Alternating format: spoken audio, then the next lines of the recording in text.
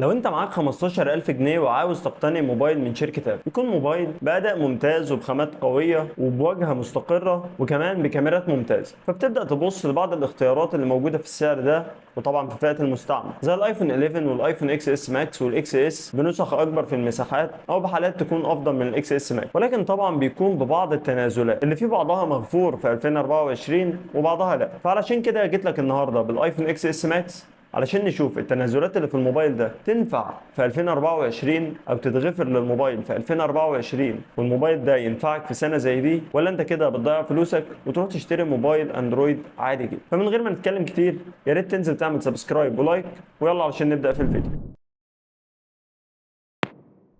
واول حاجه هنبدا بيها كالعاده وهي التصميم. الموبايل طبعا جاي بخامات وتصميم موبايل فلاجشيب، هو قديم شويه ولكن هو ستيل فلاجشيب، فجاي طبعا بظهر من الازاز وجاي بحواف من الستانلس ستيل، وطبعا الحواف دي بشكل مكرر شويه مش بالشكل العادي اللي احنا شفناه من اول الايفون 12، فبيكون مسهل لك مسكه الموبايل. وكده كده مسكه الموبايل بريميوم جدا بسبب الخامات اللي الموبايل مصنوع منها، لانه هو اكيد موبايل فلاجشيب. والموبايل جاي بوزن 208 جرام، واللي مش هتلاحظ ابدا انه تقيل في ايد، وكمان جاي بمقاومه ميه اي بي 68، يعني بتقدر تنزل بالموبايل تحت الميه لمده 30 دقيقه، يعني لو عايز تغسله او اي حاجه مشي حالك. وطبعا الشكل هي نقطه اذواق، ولكن الموبايل برضو كشكل ما اثرش خالص. الموبايل جاي بشكل فخم جدا، وتحديدا في اللون اللي معايا ده بتحس انك ماسك قطعه ذهب، قطعه مجوهرات، جاي بشكل ذهبي لامع، ودي كانت اخر سلسله يكون فيها ظهر الموبايل لامع، مع الفريم طبعا من الستانلس ستيل اللامع اللي بتحسه قطعه من الذهب. وبعد كده اول ما هنقلب الموبايل هتبدا التنازلات، وهيبدا شويه احباط هيكونوا في الموبايل. كل الاحباط ده طبعا هيكون في نقطه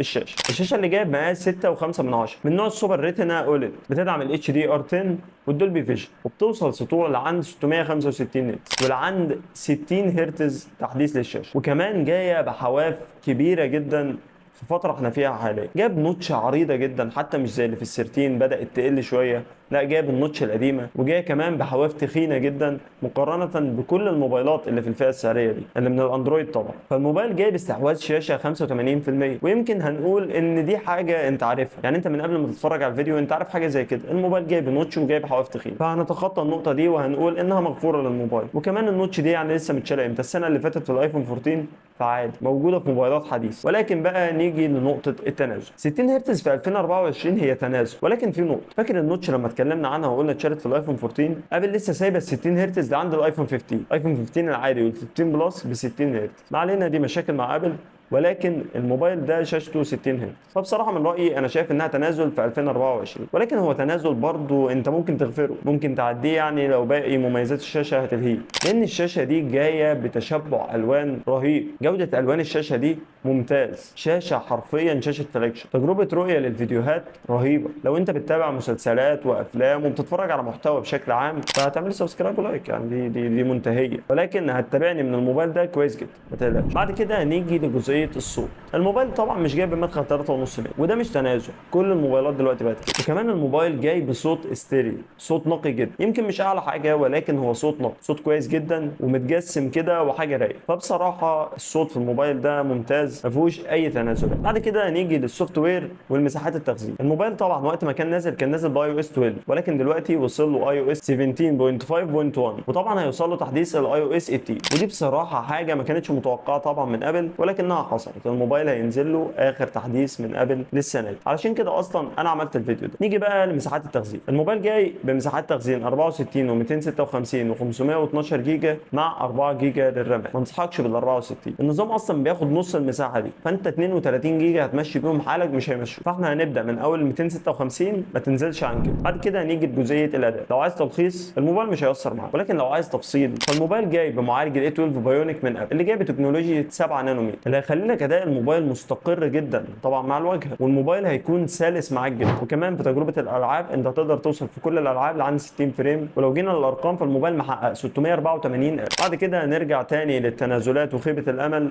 في البطاريه. بطاريه الموبايل اللي بسعه 3000 وشويه ملي امبير، واللي جاب سرعه شحن 15 واط. هو الموبايل هيوصل معاك من 0 ل 50% في نص ساعه، ولكن ده منطقي، البطاريه 3000 ملي امبير، وكده كده انت هتشتري الموبايل ده مستعمل، فطبيعي انت هتشتري موبايل مستعمل فهيكون البطاريه بتاعته تحت 90%. ولو لقيت الموبايل ده ببطاريه فوق ال 90% ما تشتريهوش، لان هيكون متعدل في النسبه بتاعتها، يا هيكون موبايل مغير بطاريه من مده. يعني جو بقى الاكس اس ماكس ابو بطاريه 100% ده مفيش، مش موجود. فبصراحه هنقول لو البطاريه بتاعت الموبايل دي 85% معاك، وانت يعني استعمالك خفيف كده على الموبايل، فالموبايل ممكن يقضي معاك كتير. ولكن لو استعمالك تقيل بقى وهتصور وهتلعب وتعمل حركات، الموبايل مش هيكمل معاك نص يوم حتى بكل صراحه. فلازم تكون عامل حسابك على النقطه دي قبل ما تشتري الموبايل. الموبايل بطاريته مش افضل حاجه بحكم انه قديم ومستعمل، فطبيعي ان بطاريته هتكون قليله. بعد كده هنيجي لجزئيه الكاميرات اللي هي يعتبر اهم جزء في الفيديو، وهي اللي خلتك اصلا تدخل تتفرج على الفيديو ده، وهي اللي خلتك اصلا عايز تشتري موبايل من قبل، وهي اللي خلتك اصلا عايز تشتري موبايل حتى لو مستعمل وفي كل التنازلات دي، بس عاوز الموبايل ده تحديدا. الموبايل جاي عندنا طبعا بكاميرتين في الظهر. الكاميرا الاولى بدقه 12 ميجا بيكسل وبفتحه عدسه 1.8، والكاميرا الثانيه هي الكاميرا التليفوتو اللي بتوصل عند 2 اكس زوم وبدقه 12 ميجا بيكسل وبفتحه عدسه 2.4،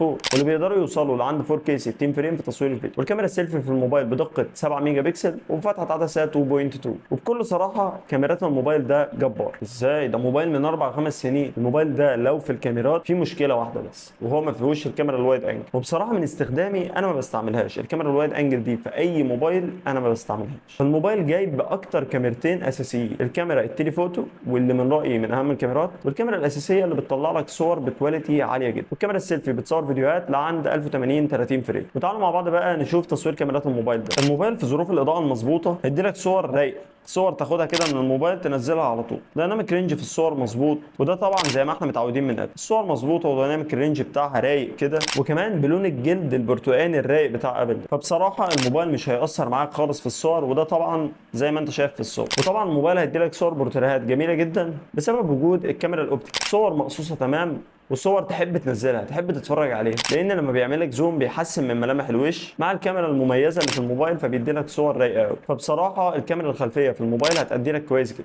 والكاميرا طبعا بتصور فيديوهات 4K 60 فريم، وانت بنفسك تقدر تشوف الفيديوهات دي زي ما انت شايف قدامك. طبعا الفيديوهات الوانها كويسه جدا، وكمان في ثبات كده في الفيديو واستقرار في الفيديو. وطبعا الكاميرا الاماميه مش هتقل تميز خالص عن الكاميرا الخلفيه، وكل ده طبعا بفضل المعالجه الموجوده في الموبايل. فالكاميرا الاماميه هتطلع لك صور برده بالسكين تون البرتقاني الرايق بتاع ابل ده، وبالوان مظبوطه وبدايناميك رينج رايق، وحتى لو الاضاءه خابطه في ظهرك هتطلع برده صور حلوه، وطبعا زي الامثله اللي قدامك. فبصراحه يا صديقي اللي خلاك تدخل علشان تتفرج على الفيديو ده هو الكاميرات ما خذلتكش، ودي يعتبر اقوى ميزه في الموبايل. لو انت هتتنازل عن كل الحاجات اللي فاتت، فدي الحاجه الوحيده اللي هتخليك تتنازل عنها، وهي الكاميرات واداء الكاميرات في الايفون اكس اس ماكس. طب يعني بكل صراحه لو انت مكاني تشتري موبايل ايفون اكس اس ماكس ولا موبايل اندرويد في الفئه المتوسطه عادي، ويكون طبعا معوضني عن كل الحاجات اللي موجوده دي؟ بص، هو انا جاوبتك على الموضوع ده في فيديو كامل، وهتلاقيه عندك هنا في الاي اللي فوق. كان مقارنه كامله بين الايفون اكس اس ماكس وبموبايل في الفئه المتوسطه وهو الاوبو رينو 11 اف. وبصراحه بقى لو انت خلاص اخدت قرار انك هتشتري الايفون، فالموبايل ممتاز جدا، اداء الكاميرات فيه رايق، وهتطلع لك الوان حلوه، التصميم بتاعه جميل، والصوت موبايل كويس جدا. ولكن هنرجع برضو نقول ان فيه شويه تنازلات،